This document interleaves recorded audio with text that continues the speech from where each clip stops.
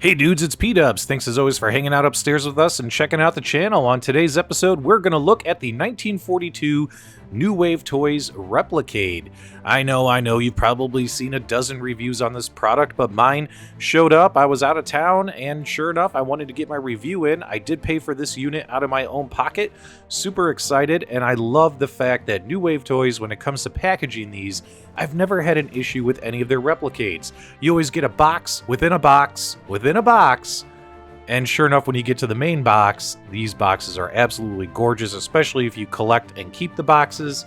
And taking a look here, we do have the 1942 RepliCade. Open it up inside, and not only did you have a box within a box within a box, but you also had layers of styrofoam to protect the unit.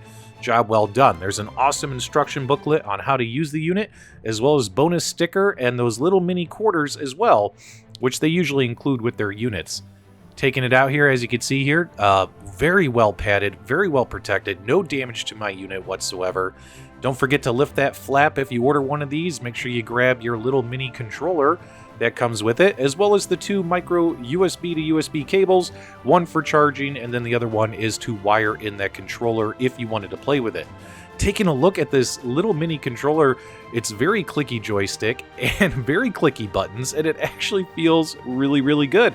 I'm surprised at how well this feels in my hands. I actually really like this. Nice little Capcom logo on the bottom in regards to the game's IP owner. Taking a look, we do have an 11-inch 1942 cabinet. Awesome recreation of the Lowboy with a cool little coin door, and then of course you do have a little toggle button switch. Pressing up does one thing, pressing down does another. We'll show you that shortly here in the video. Taking a look at the actual artwork and design of the cabinet, and yes, that's the screen protector. I gotta peel that off of there, so don't worry, it's not damaged. But all the buttons and everything, the joystick, it all just feels really good. And of course, with this made out of wood, and let's get this off of here. Oh, let's get this. Boom! Off! Oh, so simple. Look at this artwork. Look at the wood grain finish on this thing. And then, of course, you have, it's like the artwork is printed, painted right onto the wood. In fact, when you zoom in, you can see all the little, divots in the wood grain.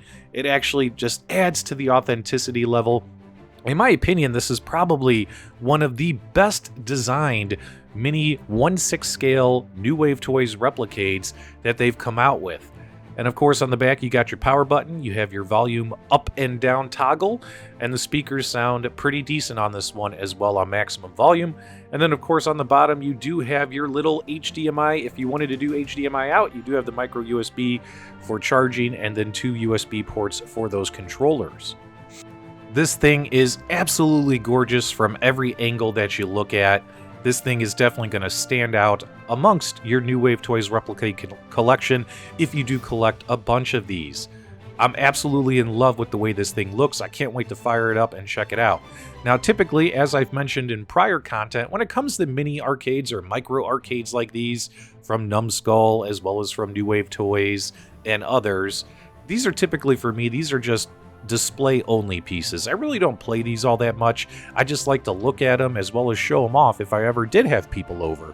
Let's go ahead and fire up this bad boy and see how it looks. Now, of course, when you power this thing on, for some reason, here was my only concern. It did take a while for it to kick in. It is plugged in.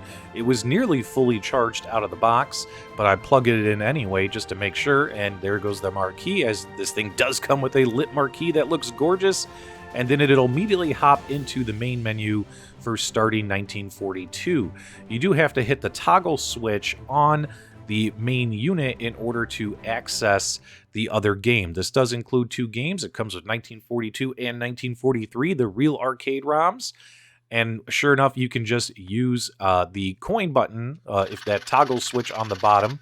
You push it up to insert a coin, you push it down to access the main menu, switch games, as well as go into all of the different gameplay settings. And of course, if you see any wavy lines on the screen, that's just an effect from the camera. That's not how it actually looks on the unit in person. But in person, the screen actually looks really, really good. I have no complaints about it. When you're sitting there dead on playing these games, it looks fantastic. And of course, it has the HDMI out if you did want to hook this up to a TV. But if I am ever going to play this thing, I'm probably just going to play it in handheld mode like so. The included joysticks and buttons on the control deck are working really good. No complaints. The game looks and sounds fantastic. Really digging what I'm seeing so far. Let's check out what other goodies are inside. Okay, so when you're on the main insert coin screen of any of the included games, all you have to do is hit that black button down that is on the coin door, that little toggle switch, to enter the Dipswitch menus as well as to switch between games. Up at the top, you have game selection. You could click on that. You could switch over the 1943 or go back. You can change the difficulty levels. You could adjust the marquee light. You can adjust the backlight. You could adjust scan lines, and the scan lines on here actually look really, really good. Once I turned on the scan lines, I ended up leaving them on, and usually I'm not a big fan of scan lines, but I really like the way the vertical scan lines look on this little monitor, so I would recommend using those scan lines. But then again, it's going to be user preference, to each his own. Number of lives, how many points to get bonus lives, etc. Really cool that those are included. Now, the Dipswitch settings on 1943 are a little bit different.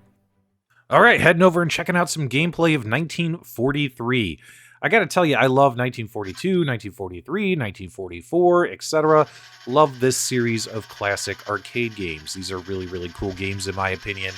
Really enjoyable. Love playing these on many, many devices. And sure enough, this Lowboy cabinet is just spectacular. And of course, the game works, looks, runs, everything runs and looks the way it should. Fantastic experience, no complaints whatsoever. 1943 obviously is a little bit better of a game overall versus 1942, with the improvements made to having different weapons and having a life bar instead of one hit and you die. 1943 is a really good game in my opinion. All right, taking a look at the Dipswitch settings included on 1943, you'll notice we have the game selection where you could switch back to 1942. You could adjust the difficulty. You could adjust having the marquee light on and off, having player 1 and player 2 button controls switched if desired, having your scan lines, having your backlight turned on, as well as having the cool little feature, the attract mode video, which is really nice as well. I'm sorry, the attract mode audio. So very nice. Camera's got the little focusing on the top of the screen there. Sorry, the bottom's a little blurry, but there you go. Some really nice settings included on this version of the game as well. Okay, one last thing to test, and that's this 1943 mini controller that comes included with the 1942 purchase, and I think they also sell these separately on their website. I'll have links to all this in the video description below, as always. And as you can see, the controller works, no issues. It's responsive, not detecting any real input delays or things of that nature.